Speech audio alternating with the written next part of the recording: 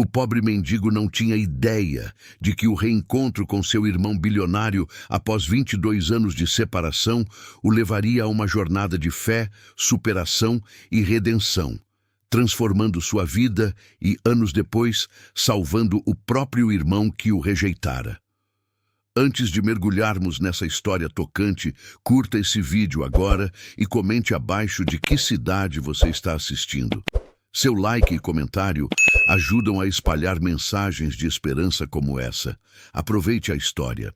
A chuva fina da madrugada escorria pelas ruas sujas de São Paulo, transformando o asfalto rachado em um espelho distorcido das luzes neon distantes que piscavam como promessas quebradas. O ar estava carregado com o cheiro úmido de lixo acumulado e fumaça de escapamentos, misturando-se ao som distante de sirenes que ecoavam como lamentos da cidade insone. João Silva, um homem de 45 anos com barba desgrenhada e grisalha, olhos cansados que carregavam o peso invisível de 2 décadas de abandono e solidão, arrastava seus pés descalços pelo beco escuro, cada passo ecoando como um suspiro de derrota. Seus dedos dos pés, calejados e feridos por anos de andanças sem destino, pisavam em poças frias que enviavam calafrios por sua espinha.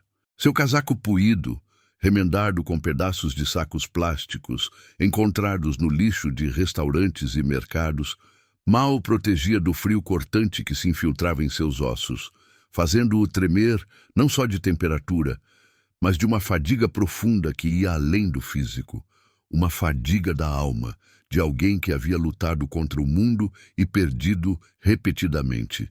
João não era sempre assim. Em sua mente, flashes de memórias o assombravam como fantasmas insistentes. Uma casa simples no subúrbio de Guarulhos, com paredes de tijolo aparente e um quintalzinho onde ele e o irmão Pedro brincavam de futebol com uma bola improvisada de meias velhas. Seus pais, Antônio e Rosa, eram trabalhadores humildes. O pai mecânico em uma oficina barulhenta, a mãe costureira que remendava roupas para vizinhos até altas horas. Eles viviam com o essencial, mas o lar transbordava de risos e cheiro de feijão cozinhando no fogão a lenha. A família é tudo, filhos, dizia Rosa toda noite, antes de rezar com eles, suas mãos calejadas unindo as deles em um círculo de afeto. Mas o destino, cruel e imprevisível, roubara tudo aquilo em uma noite chuvosa semelhante àquela, há 22 anos. Um acidente de carro na estrada escorregadia. O pai, dirigindo de volta de um bico extra, a mãe ao lado, e um caminhão desgovernado que os ceifara em segundos. João, aos 23, recém-formado em um curso técnico de construção civil, e Pedro, aos 15, um adolescente sonhador com olhos cheios de ambição, ficaram órfãos de uma hora para outra. João assumira o fardo sem hesitar. Ele largara sonhos de uma vida melhor para trabalhar como pedreiro em obras precárias, carregando sacos de cimento sob o sol escaldante, as mãos sangrando de bolhas, o corpo exausto ao fim do dia. Pagava o aluguel da kitnet apertada, comprava comida simples, arroz, feijão, um ovo ocasional, e tentava ser pai, mãe e irmão para Pedro. Vamos ficar juntos, mano. Eu cuido de você, prometia João, abraçando o irmão mais novo nas noites em que Pedro chorava pela ausência dos pais. Mas Pedro, com sua mente afiada e sonhos grandes, via na pobreza uma prisão. Ele queria estudar na capital, ser engenheiro, construir prédios que tocassem o céu. Você me segura aqui, irmão. Com esse trabalho braçal, vamos morrer pobres, gritava ele em brigas que escalavam como tempestades. João, orgulhoso e teimoso, respondia: dinheiro não é tudo, Pedro. Família é. Fica aqui, a gente constrói juntos. Mas uma noite, após uma discussão feroz sobre um empréstimo que Pedro queria para pagar um cursinho, o irmão mais novo pegou suas poucas coisas e fugiu, deixando um bilhete. Vou ser alguém na vida, sem você me arrastando para o fundo. Adeus. João procurara por meses, visitando rodoviárias, abrigos, até pedindo ajuda a conhecidos distantes. Cada dia sem notícia era uma facada no peito, uma culpa que o consumia. Eu devia ter deixado ele ir, devia ter ajudado. Adoro levar a beber, perder empregos, acumular dívidas. Amigos se afastaram, a kitnet foi tomada por falta de pagamento e João acabou nas ruas, um passo de cada vez, até se tornar invisível para o mundo. Dormia em bancos gelados, comia restos de lixeiras, mendigava moedas com um copo de plástico rachado.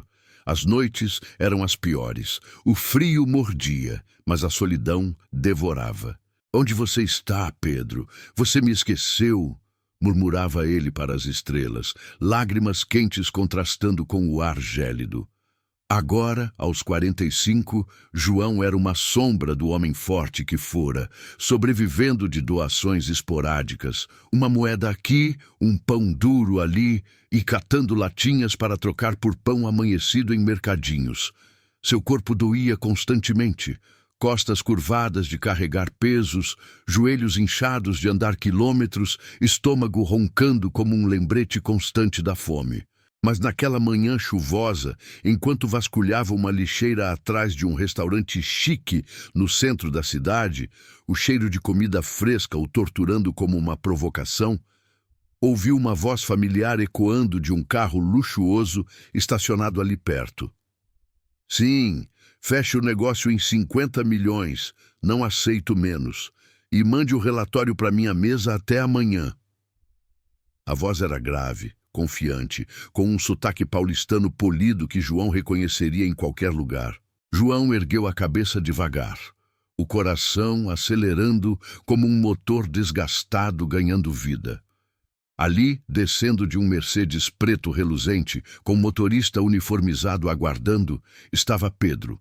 Agora, um homem de 37 anos, elegante em um terno italiano sob medida, com relógio de ouro brilhando no pulso como um troféu e uma aura de poder que intimidava os transeuntes apressados. Seus cabelos bem cortados e grisalhos nas têmporas davam-lhe um ar de maturidade sofisticada, o rosto limpo e confiante contrastando com a memória do adolescente rebelde que fugira, magro e zangado.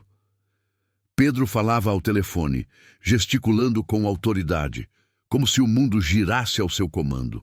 João sentiu um nó na garganta, as pernas fraquejando como se o chão o puxasse para baixo. Lágrimas quentes misturaram-se à chuva em seu rosto sujo, borrando a visão. "Pedro, irmão!" chamou ele, a voz rouca e trêmula de emoção crua, estendendo a mão suja e trêmula em direção ao homem, como se temesse que fosse uma ilusão. Pedro parou abruptamente, virando-se com irritação inicial, o telefone ainda no ouvido. "O quê?" começou ele, mas seus olhos se arregalaram em reconhecimento, o aparelho escorregando ligeiramente da mão. "João! Meu Deus! É você?" Por um momento, o tempo parou na rua movimentada. Os irmãos se encararam, 22 anos de silêncio pesando entre eles, como uma muralha invisível de arrependimentos e mágoas não ditas. Pedro desligou o telefone sem cerimônia, os olhos varrendo o irmão de cima a baixo, a barba desgrenhada, as roupas imundas, os pés descalços sujos de lama. João viu o flash de choque, pena e algo mais. Desconforto, talvez vergonha. "Irmão, quanto tempo!" murmurou Pedro, a voz baixa, como se as palavras fossem pesadas demais para saírem alto. João deu um passo à frente, o peito apertado de emoção, um sorriso trêmulo rompendo através das lágrimas. "Pedro, eu te procurei tanto, pensei que você tinha sumido para sempre. Olha para você, homem feito, bem-sucedido. Eu sempre soube que você ia longe." Ele queria abraçá-lo, sentir o calor de um laço familiar após anos de frio isolamento. Mas Pedro recuou sutilmente, olhando ao redor como se temesse que executivos ou clientes o vissem conversando com um mendigo fedorento. "O que aconteceu com você?" perguntou Pedro, a voz misturando choque genuíno com um tom de desconforto que cortava como faca. Você... você está assim? João baixou a cabeça por um instante, a vergonha misturando-se à esperança.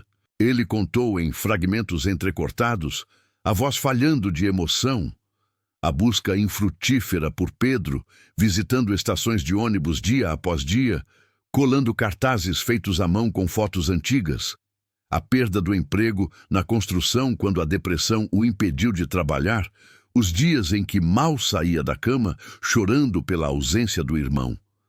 As dívidas acumulando, o despejo da kitnet, os primeiros dias nas ruas dormindo em caixas de papelão, o frio penetrante das noites de inverno que o faziam tremer até os ossos, a fome constante, o estômago doendo como se fosse devorado por dentro, os olhares de desprezo das pessoas que passavam sem ver, as tentativas falhadas de recomeçar, empregos temporários perdidos por causa da aparência ou da falta de endereço. Eu nunca desisti de você, irmão. Pensei em você todo dia, orando para te encontrar. Agora que te encontrei, me ajuda, só um pouco, para eu me reerguer. Uma chance para tomar banho, comprar roupas, arrumar um trampo. Somos família, Pedro. Pedro ouviu em silêncio, os olhos desviando para o chão molhado, o desconforto crescendo como uma barreira. Ele era agora um bilionário do setor imobiliário, dono da Monteiro Construtora, que erguia arranha-céus reluzentes pela cidade, fechando deals milionários em salas de reunião com vistas panorâmicas, casado com uma socialite chamada Carla, pai de 2 filhos em colégios de elite, vivendo em uma mansão nos jardins com piscina e segurança 24 horas. A vida nas ruas era um passado que ele enterrara deliberadamente, mudando o sobrenome para Monteiro para apagar as raízes humildes. Ajudar João significaria confrontar aquele fantasma, arriscar sua imagem imaculada. João, eu construí tudo sozinho, respondeu ele, a voz endurecendo com uma frieza calculada, embora uma pontada de culpa brilhasse em seus olhos por um segundo. Lutei. Estudei noites inteiras em bibliotecas públicas. Dormi em abrigos no início. Arrisquei tudo em investimentos. Se eu te ajudo agora, você vai depender de mim para sempre. Isso não é ajuda, é armadilha. Vá embora. Encontre seu caminho como eu encontrei. É melhor assim. As palavras atingiram João como um soco no estômago, sugando o ar de seus pulmões. Ele sentiu o mundo girar, as lágrimas escorrendo quentes pelo rosto envelhecido. Somos sangue, Pedro. Só uma chance. Por favor, implorou, a voz quebrando em soluços, estendendo a mão mais uma vez, tremendo como uma folha ao vento. Mas Pedro sacudiu a cabeça, virando as costas, com uma finalidade que doía mais que qualquer fome. Ele entrou no carro. O motorista acelerando sem olhar para trás, deixando João sozinho na chuva, caindo de joelhos no asfalto molhado, o corpo convulsionando de choro. Por que, Deus? Por que eu mereço isso? Sussurrou ele, o coração partido em pedaços irreparáveis, a rejeição ecoando como um eco infinito em sua alma ferida. Se você já sente o peso dessa rejeição, como João, deixe um like para mostrar que acredita no poder da superação. Naquela noite, deitado em um banco de praça sob um cobertor de jornal amassado, o vento uivando como um lamento solidário, João sentiu o desespero o envolver como uma névoa escura. O frio penetrava suas roupas finas, fazendo seus dentes baterem, mas a dor no peito era pior. Uma ferida aberta, sangrando memórias de infância, de risos compartilhados, de promessas quebradas. Ele me viu como lixo, pensou ele, as lágrimas congelando em seu rosto. Mas em meio ao caos emocional, uma voz interna, talvez um resquício da fé que a mãe lhe ensinara, sussurrou para orar. João ergueu os olhos para o céu nublado, as estrelas escondidas atrás da poluição luminosa da cidade, e orou com fervor pela primeira vez em anos, a voz rouca e entrecortada. Senhor, se o Senhor me ouve lá em cima, me dê forças, Não por vingança contra meu irmão, mas para mudar minha vida. Quero ajudar quem foi rejeitado como eu. Quem sente essa dor que queima por dentro, me mostre o caminho, por favor. Amém. Uma paz inexplicável o invadiu então, como um raio de sol perfurando as nuvens, aquecendo seu coração gelado. Ele dormiu profundamente pela primeira vez em meses, sonhando com mãos estendidas em ajuda, não em rejeição. No dia seguinte, João acordou com o sol nascendo fraco sobre a praça, os pássaros cantando como um lembrete de que a vida continuava. Seus músculos doíam, o estômago roncava faminto, mas havia uma determinação nova em seus olhos, uma faísca que não existia antes. Vou construir algo do nada, jurou a si mesmo, lembrando das lições do pai sobre trabalho honesto. As mãos que trabalham nunca ficam vazias, filho. Em vez de mendigar com o copo estendido, implorando piedade de estranhos que desviavam o olhar, ele começou a catar lixo reciclável pelas ruas. Latinhas amassadas de refrigerante jogadas em calçadas, garrafas plásticas vazias rolando com o vento, papelão úmido de caixas descartadas atrás de lojas. Carregava sacos pesados sobre os ombros curvados, o peso pressionando suas costas como um teste de resistência, suor escorrendo pelo rosto apesar do frio matinal.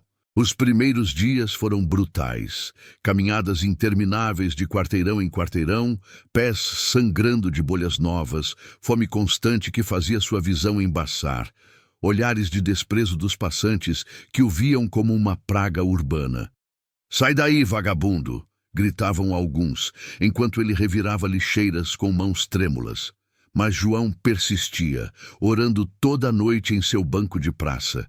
"Deus, me dê força para mais um dia. Mostre que meu esforço vale." Aos poucos, os centavos se acumulavam. No primeiro dia, vendeu 5 quilos de latinhas por R$ 2,50 em um ponto de coleta improvisado, comprando um pão seco e uma banana madura demais. Uma refeição que saboreou como um banquete, agradecendo em silêncio. No segundo dia, encontrou um lote de garrafas plásticas atrás de um supermercado, vendendo por R$ 3,80, suficiente para um café preto quente que aqueceu suas entranhas geladas.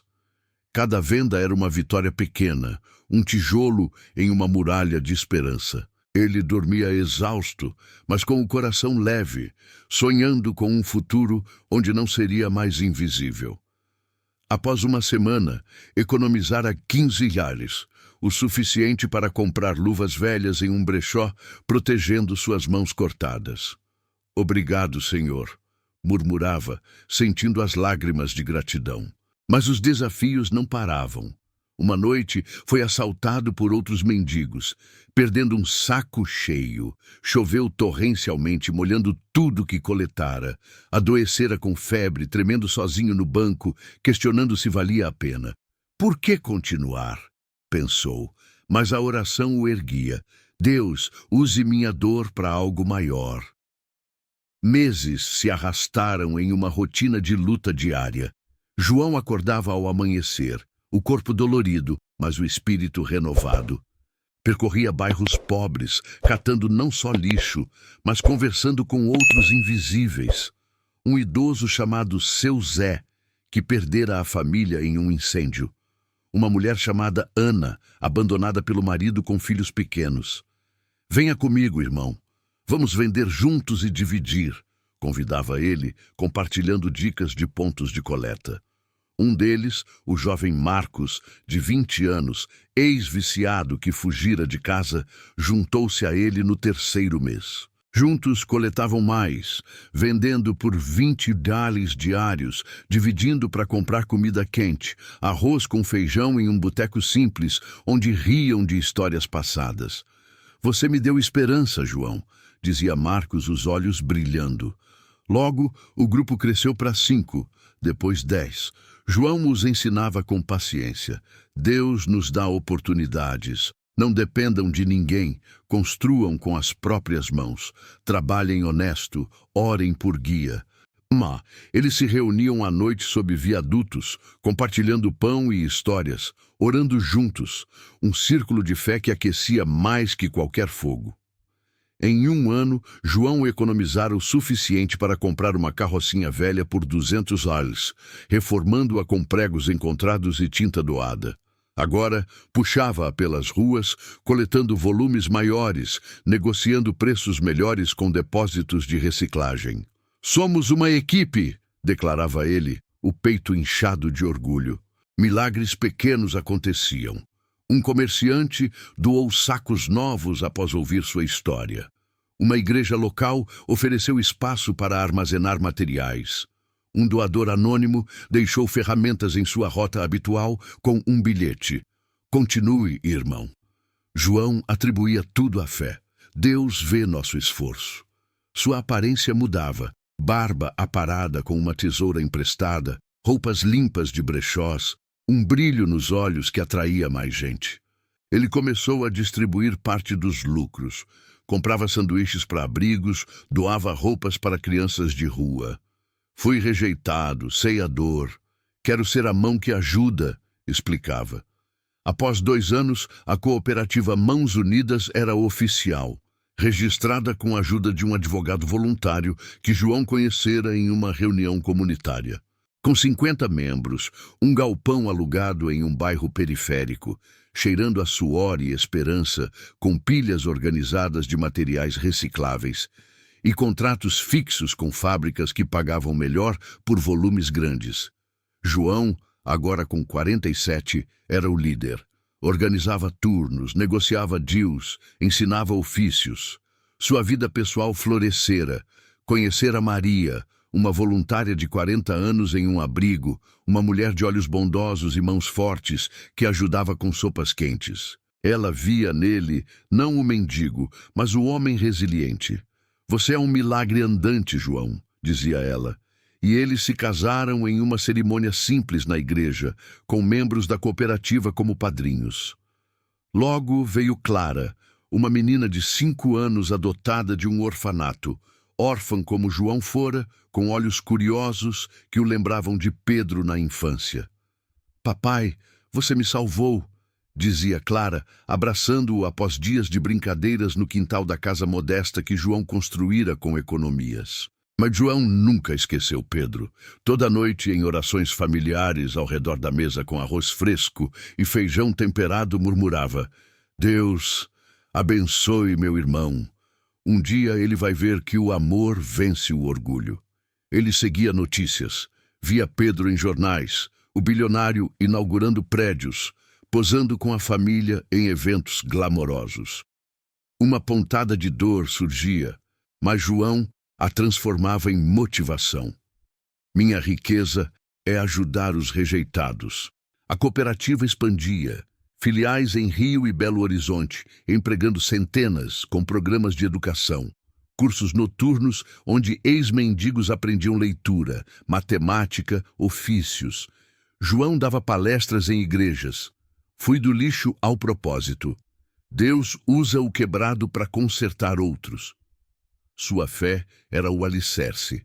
Domingos na igreja, cantando hinos com voz rouca, sentindo a presença divina em cada vitória pequena. Se essa transformação de João te inspira, comente abaixo qual mudança você faria na sua vida hoje. Seu comentário pode motivar alguém.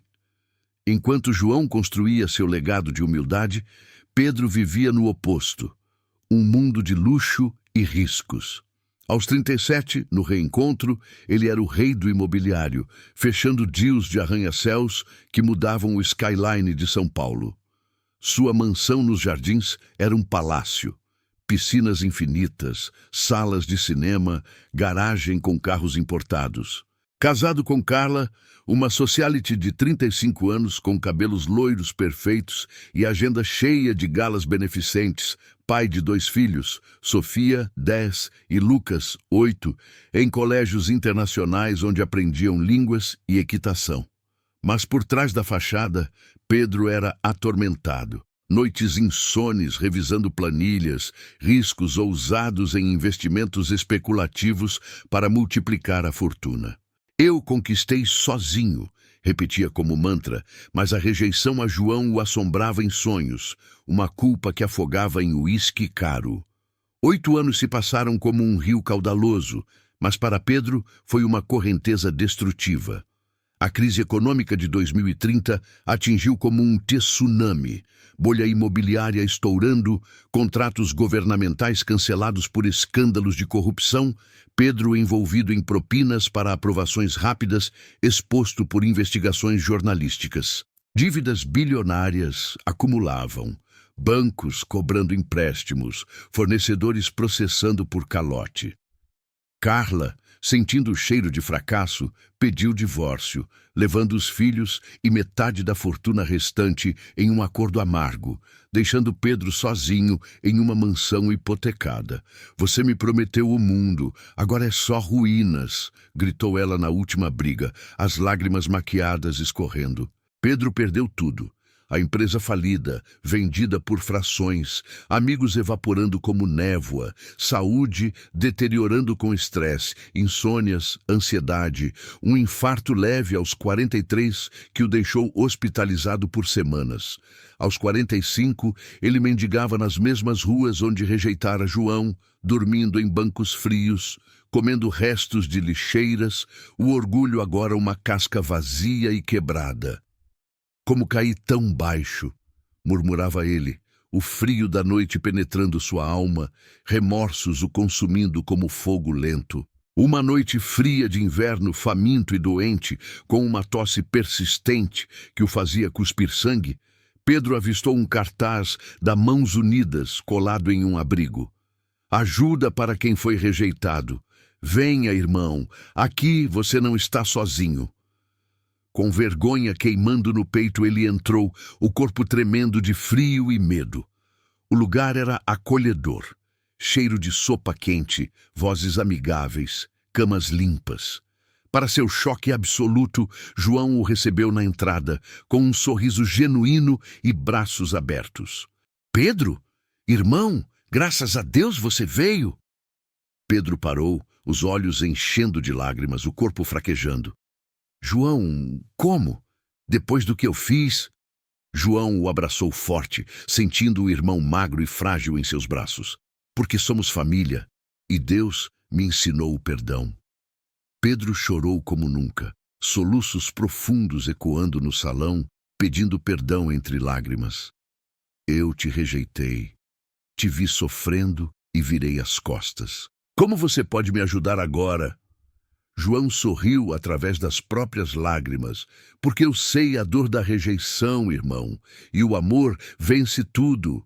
Vem, vamos te aquecer." João o abrigou em sua casa modesta, deu-lhe banho quente, roupas limpas, comida nutritiva, sopa de legumes que Maria preparara com carinho. Pedro contou sua queda, os riscos tolos, a corrupção que o cegara, o divórcio que o deixara vazio. "Perdi tudo, João. Sou pior que nada." João ouvia com empatia, sem julgamento. "Você caiu, mas pode se levantar como eu fiz."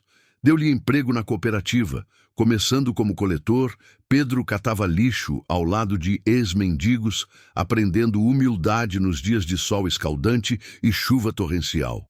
Aos poucos, reconectou-se com a fé. Orações familiares à noite, onde Clara o chamava de tio Pedro, com inocência que derretia seu coração endurecido.